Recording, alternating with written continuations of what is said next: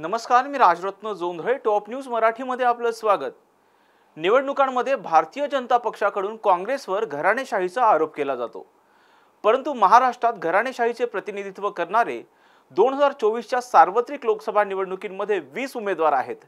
पाहुयात यावरचा top news मराठीचा हा स्पेशल रिपोर्ट. महाराष्ट्रात घराणेशाहीचं प्रतिनिधित्व करणारे भाजपाचे 7, दोन्ही शिवसेनेचे प्रत्येकी 3, दोन्ही राष्ट्रवादी काँग्रेस आणि काँग्रेसचे प्रत्येकी 2 आणि वंचित बहुजन आघाडीकडून स्वतः प्रकाश आंबेडकर असे 20 उमेदवार आहेत. 20 पैकी महायुतीकडून 13 आणि महाविकास आघाडीकडून 6 तर वंचितकडून 1 उमेदवार आहे. पाहुयात कोणत्या मतदारसंघातून घराणेशाहीचं प्रतिनिधित्व करणारा कोणता उमेदवार लोकसभेच्या रिंगणात आहे ग्राफिक्सच्या माध्यमातून. बीड मतदारसंघ. बीडमधील भाजपाच्या उमेदवार पंकजा मुंडे या माजी उपमुख्यमंत्री आणि केंद्रीय मंत्री दिवंगत गोपीनाथ मुंडे यांच्या कन्या तर विद्यमान खासदार प्रीतम मुंडे यांच्या भगिनी आहेत. उस्मानाबाद मतदारसंघ अर्थात धाराशिव मतदारसंघ. धाराशिवमधील राष्ट्रवादी काँग्रेस अजित पवार पक्षाच्या उमेदवार अर्चना पाटील या भाजपाचे विद्यमान आमदार राणा जगजितसिंह पाटील यांच्या पत्नी तर माजी मंत्री पद्मसिंह पाटील यांच्या सूनबाई आहेत. हातकणंगले मतदारसंघ. हातकणंगले लोकसभा मतदारसंघातील महायुतीचे उमेदवार धैर्यशील माने यांचे आजोबा बाळासाहेब माने व त्यांच्या मातोश्री निवेदिता माने याही खासदार होत्या. याच मतदारसंघातील महाविकास आघाडीचे उमेदवार सत्यजित पाटील यांचे वडील आबासाहेब पाटील सरुडकर हे शाहूवाडीचे आमदार होते. कोल्हापूर मतदारसंघ. महायुतीतील उमेदवार संजय मंडलिक हे माजी खासदार सदाशिवराव मंडलिक यांचे पुत्र आहेत. ईशान्य मुंबई मतदारसंघ. ईशान्य मुंबईतील शिवसेना उद्धव बाळासाहेब ठाकरे पक्षाचे उमेदवार संजय दिना पाटील यांचे वडील दिना बामा पाटील हे मुंबई काँग्रेसचे नेते होते. नंदुरबार मतदारसंघ. नंदुरबारमधील भाजपाच्या उमेदवार डॉक्टर हिना गावित या विद्यमान मंत्री विजयकुमार गावित यांच्या कन्या आहेत.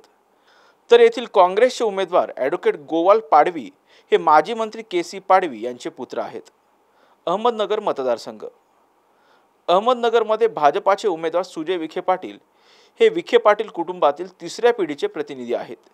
त्यांचे आजोबा बाळासाहेब विखे पाटील हे केंद्रात मंत्री होते तर वडील राधाकृष्ण विखे पाटील हे सध्या राज्य मंत्रिमंडळात मंत्री आहेत. अकोला मतदारसंघ. अकोल्यातील भाजपाचे उमेदवार अनुप धोत्रे यांचे वडील संजय धोत्रे हे विद्यमान खासदार असून 4 वेळेस ते निवडून गेले आहेत. तर वंचित बहुजन आघाडीचे नेते प्रकाश आंबेडकर हे डॉक्टर बाबासाहेब आंबेडकर यांचे नातू आहेत. लोकसभा 2024च्या निवडणुकीत महायुती आणि महाविकास आघाडी आणि वंचित बहुजन आघाडी अशा पक्षाकडून एकूण घराणेशाहीचं प्रतिनिधित्व करणारे 20 उमेदवार लोकसभेच्या रिंगणात आहेत. यापैकी किती जण निवडून येतात हे पाहणं आता महत्त्वाचं ठरणार आहे.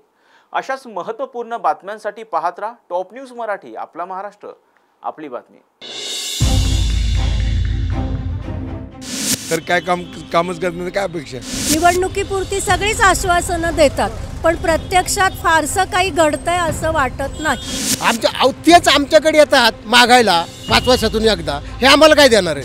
आता या निवडणुकीला आम्ही विचार केलेला आहे, कुणाला निवडून द्यायचं किंवा कुणाला नाही निवडून द्यायचं.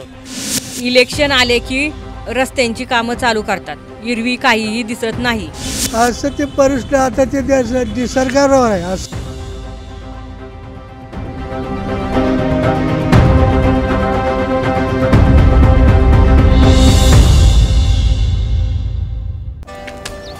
Come on guys, hurry up.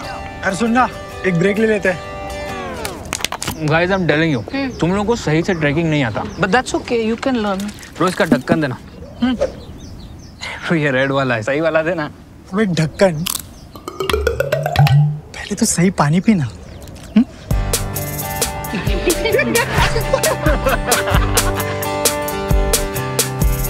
Manikchand Oxyrich, proudly Indian.